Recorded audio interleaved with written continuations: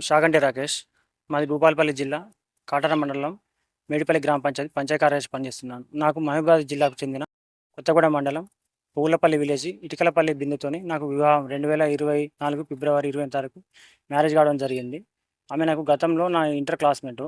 నా క్లాస్‌మేట్ కావడం వలన నాకు 2023 సెప్టెంబరు 20 తారీఖు నాకు పరిచయం, నా ఫ్రెండ్ వాళ్ళ ఫంక్షన్ ఉంటే మళ్ళా పరిచయం కావడం జరిగింది. వాళ్ళ యొక్క స్థితిగతులు చెప్పగా, ఆమె యొక్క కులాంతరం, కులాలు వేరైనప్పటికీ నన్ను ప్రపోజ్ చేయడం జరిగింది.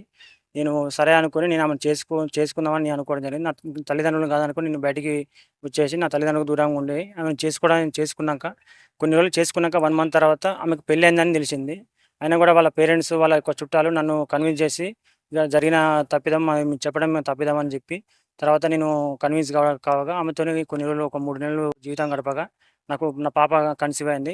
పాప పుట్టినాక కొన్ని రోజుల తర్వాత 6 మంత్స్ తర్వాత పాప పుట్టినాక ఆమె వేరే వ్యక్తితోని ఇట్లా నడకలో ప్రవర్తన వేరే విధంగా ఉండేది. అప్పుడప్పుడు వాళ్ళ అమ్మ ఫోన్ ద్వారా కూడా వేరే వ్యక్తితోని మాట్లాడేది. "ఇట్లెందుకు మాట్లాడుతున్నావు" అని అడిగితే నన్ను దూషించి ఒకసారి కూడా కొట్టడం జరిగింది. మళ్ళీ ఒకరోజు అనుకోకుండా నేను నా వృత్తిరీత్యా డ్యూటీ చేసుకొని శనివారం సాయంత్రం ఇట్లా సడన్‌గా రాగా ఆమె వేరే వ్యక్తితోని ఉండగా చూసిన.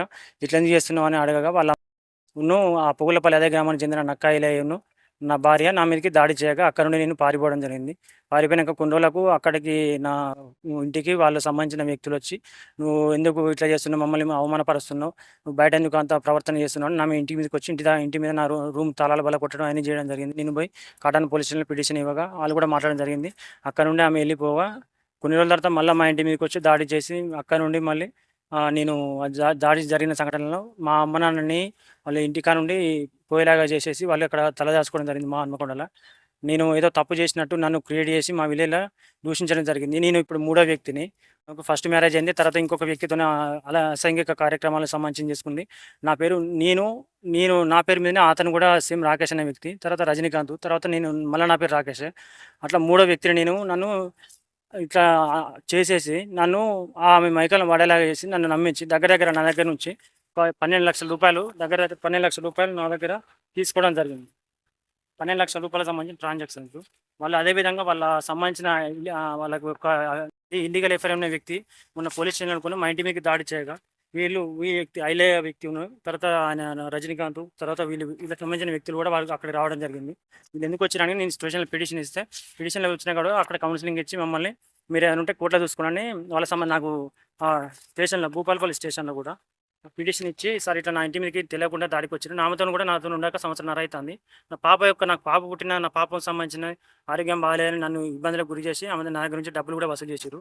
అప్పటికి నా పాపను నాకు ఇచ్చేయండి. మీ యొక్క జీవితానికి నేను అడ్డురానన్నా కూడా అట్లా ఎందుకు చేస్తాను, ఇట్లా ఎందుకు చేస్తాను అని నేను అడిగినా కూడా నా మీకు మళ్ళీ దాడికి నా ఇంటి మీదకి వచ్చి నా రూమ్ కాడికి వచ్చి నా తలుపుల వల్ల కొట్టి మళ్ళీ చేసింది. అట్లా చేస్తే నేను పిటిషన్ అక్కడ నుండి మన కొత్తగూడ పోలీస్ స్టేషన్‌కు రావడం జరిగింది. వచ్చి, "సార్ ఇట్లా జరిగిన సంఘటన" అని ఇక్కడ పిటిషన్ ఇవ్వగా వాళ్ళు కొత్తగూడ పోలీస్ స్టేషన్ వాళ్ళు పిటిషన్ ఇచ్చి నాకు న్యాయం చేయాలని కోరుకున్నాను. అయితే ఆమె ఏం చేసిందంటే ఆమె కన్సీవ్ అయిందని, నాకు ప్రెగ్నెంట్ అయినా అది ఇది అని మా విలేజ్‌లో కూడా ప్రచారం చేసింది. ఆ సంబంధించిన వ్యక్తి కూడా నాకు తెలియదు.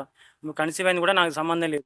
నన్ను 2 సార్లు కొట్టించినప్పుడు ఆ వ్యక్తి ఐలయ్య వ్యక్తి అనే వ్యక్తి నన్ను దూషించి ఆమె అట్నే ఉంటుంది, ఇట్నే చేస్తారని ఆమె అన్నాడు. నక్క ఐలయ్య అదే గ్రామానికి, పువ్వులపల్లి గ్రామానికి చెందిన వ్యక్తి. "నువ్వు ఇట్లా ఏం చేస్తున్నావు, అట్లా ఎందుకు చేస్తున్నావు" అని అడిగితే, "నేను చంపుతాం, కొడతాం తంతాను" 2 సార్లు ఆయన దాడి చేసిండు. కొత్తగూడెం 2 సార్లు దాడి చేస్తే నేను ఇక్కడ నుండి పారిపోవడం జరిగింది. మళ్ళీ అదే వ్యక్తిని నేను ప్రశ్నిస్తే, నువ్వేంది నువ్వు ఉంటే పోతే నిన్ను చంపుతాం, పొడుస్తామని నన్ను బెదిరిస్తే మళ్ళీ ఇదే కొత్తగూడ పోలీస్ స్టేషన్‌కు పిటిషన్ ఇచ్చి నన్ను న్యాయం చేయగలని కోరుకున్నాను. అదేవిధంగా కొన్ని మీడియా సంస్థలలో నన్ను దుష్ప్రచారం చేయాలని, నా యొక్క అంతర్గత అంశాలు అని అదేదోటి అదనపు కట్నాలని నన్ను ఇబ్బందులు పెడతానని నా భార్య నన్ను ఇక్కడ దుష్ప్రచారం చేసింది. దానికి సంబంధించి కూడా నేను న్యాయబద్ధంగా వెళ్తాను. అదేవిధంగా పోలీసులు కూడా నాకు న్యాయ రక్షణ కల్పించాలని, నాకు ప్రాణభయం ఉంది. నన్ను రక్షించగలరని, నాకు న్యాయం చేయగలరని కోరుకుంటున్నాను.